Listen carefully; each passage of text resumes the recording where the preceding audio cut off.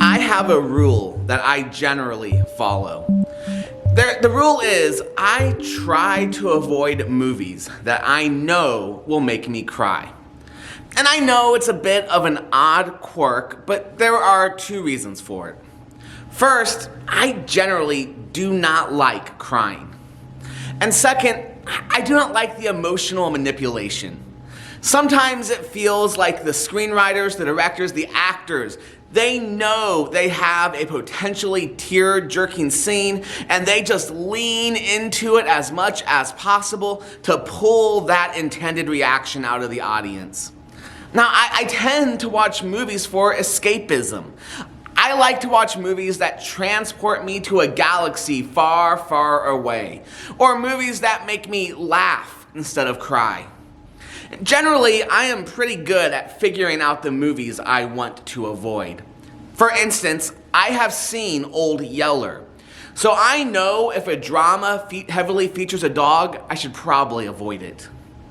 Occasionally, though, I end up watching a movie that elicits tears when it was not supposed to. One movie I vividly remember crying at was Cool Runnings. This movie about the Jamaican bobsled team came out when I was in middle school. Now, if you have seen the movie, you might be thinking it's the ending, where the team dramatically carries their crashed sled across the finish line as the slow clap builds and the music swells. That's the scene where the director probably thought it might elicit tears. But no, what got me was in the middle of the movie. One of the characters reveals a picture of a big house he dreams of someday living in. It was his life goal to make it into that house. The other characters, they cannot help but laugh at him because it's a picture of Buckingham Palace. And even though it was an almost unobtainable dream in the first place, the character sits there dejected as his dreams and hopes are crushed with disappointment. The look of sadness that the actor portrays at the realization of never being able to achieve a dream, that is what got me. So I sat there in the movie theater, everyone else is laughing because of the absurdity of the man's dream, and I was crying. For whatever reason, the disappointment of failed goals or unobtainable dreams, that really pulls at my heartstrings. And this morning's scripture is no different. This morning's scripture has a melancholy tone as Jesus expressed his dream, the complete salvation of Jerusalem, a dream that he knew could not be completed. There is sadness, there is sorrow, there is heartbreak expressed in this scripture. Yet I think underlying all of that, there is also a great hope. As we consider this morning's scripture, we can find that even in the midst of some of the things that cause us heartbreak, there is still a reason for hope. This morning's scripture, it's one that can trip us up a little bit if we don't have quite the proper context. For instance, the political situation in Israel was complex. By the time of Jesus' ministry, Israel was divided up.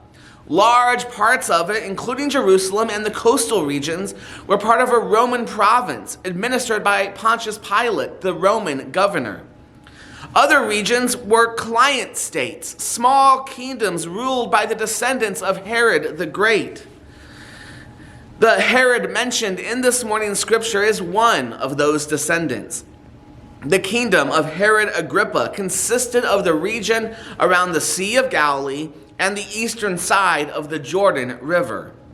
In other words, Herod Agrippa ruled the area that Jesus spent the vast majority of his ministry in. Now, there is debate among biblical scholars why the Pharisees warned Jesus. Some point out that it is proof that the Pharisees were not all bad. They may have disagreed with Jesus, but at least at this point, they did not think he deserved death, and they were trying to protect him. Others have a lot less generous reading of the scripture, and they think the Pharisees were trying to intimidate Jesus, to get him to leave the region and head to Judea, where Herod would have no jurisdiction, and more importantly, Jesus would be out of their hair. No matter what the motivation was, the Pharisees had a point. Herod could have been perceived as a threat to Jesus. The Gospels establish that Herod did not like prophetic truth tellers because he had arrested and executed John the Baptist. The Gospel of Luke foreshadows this threat before this morning's scripture back in chapter 9. There it is recorded that Herod hears about the miracles Jesus is doing, the crowds that Jesus is gathering, and how people are whispering that Jesus might be a prophet of old. To this, Herod replies in Luke chapter 9, verse 9. But Herod said, I beheaded John. Who then is this I hear so much about? The threat to Jesus was real, but Jesus was undeterred. He boldly stated he would press on. He told the Pharisees he would continue to be faithful, to proclaim the good news, because Jesus knew his appointed time had not yet come. Jesus knew that when he did eventually go to Jerusalem, it would not be to save his life, but to lose it. It's as if while making this proclamation that Jesus realizes what his eventual sacrifice would mean for the people of Jerusalem. And Jesus wanted to save them. He uses this lovely image of a mother hen protecting her chicks. And that's what Jesus wanted to do, but he knew it was not possible.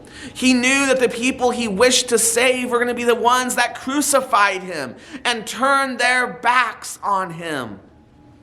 The Gospel of John states it most plainly in chapter 1, verse 11. He came to that which was his own, but his own did not receive him. When I read this morning's scripture, I cannot help but hear heartbreak in Jesus' voice. Jesus had the power to do miracles, to raise the dead, and ultimately Jesus displayed the power to defeat death itself. Yet Jesus could not make people accept forgiveness. He could not force them to say yes to God's yes of grace and acceptance. And that is why Jesus expresses such sorrow for Jerusalem. In this morning's scripture, we get a glimpse of what breaks Jesus' heart as he expresses sorrow that many in the city of Jerusalem will reject him. And this morning's scripture leaves me with a somewhat uncomfortable question. Do our hearts, does my heart break for North Judson in the same way? Because I think it probably should. In 2007, 16% of the United States claimed to have no religious affiliation. 7 years later, that number had risen to 20%. Today, 29% of Americans claim no religious affiliation. Our community has a lot of people in it who do not know Jesus. These are people who do not fully know God's love. They have never truly experienced the forgiving grace of Christ. And they could spend an eternity separated from God. That should cause us the same heartbreak that it does Jesus. Yet statistics show we barely think about it. According to a study done by Lifeway Research in 2019, over a quarter of regular church attenders do not even pray for opportunities to tell others about Jesus. The same study found that less than half of all Christians have had a conversation about Jesus with a non-Christian in the past 6 months. To think that the people around us in our day-to-day lives might face the full judgment of God, that is uncomfortable. The thought of actually talking to them about that might even be more uncomfortable. And remember, I try to avoid movies that are potential tear-jerkers. So I totally get it. We do not like to think about things, and we especially do not like to do things that make us uncomfortable. But in this case, in not acting because we want to preserve our comfort, it has eternal consequences. Because again, people need Jesus. It broke Jesus' heart that there would be people in Jerusalem who would reject the salvation that he offered. And in the same way, it should break our hearts that there are people in our town who do not yet know Jesus. And I fully realize that for some of you, you already know the sorrow and heartbreak that Jesus expresses in this morning's scripture, because it is the same heartbreak that you feel for someone that you love. I know that for some of you, there is someone in your life that has rejected the very faith that has brought you so much joy and life. You have likely had the same conversation more than once. You've tried to share the love of God only to have the message rejected. You have prayed and prayed and prayed that God would change their hearts, but that prayer has not yet been answered.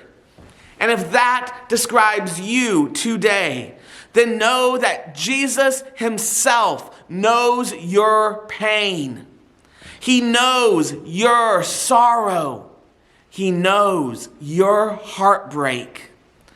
Also know that when Jesus faced the same sorrow, he did not give up, and that is a reason for hope. The hope this scripture brings us is what Jesus did in the face of heartbreak. He expressed his sorrow in this morning's scripture, but he did not despair. Instead, he stayed the course, driving out demons and healing people until he reached his goal. This morning's scripture takes place at the end of chapter 13, and Jesus does not finally make it to Jerusalem until the end of chapter 19.